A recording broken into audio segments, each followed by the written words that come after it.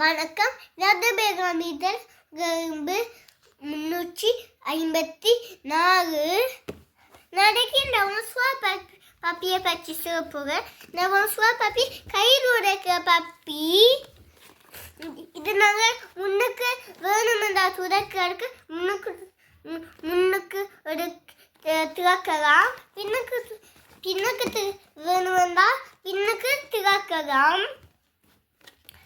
இதுக்கு puppy box குறுக்க 100 puppy இருக்குது. ஒன்று இந்த 2 இருந்தது. ஒன்று இந்த அக்கா கிளாஸுக்கு கொண்டு போத்தா.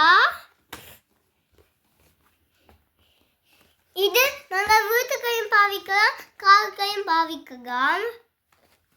இது மேட் இன் ஜெர்மனி என்று எழுதி இருக்குது. இங்கே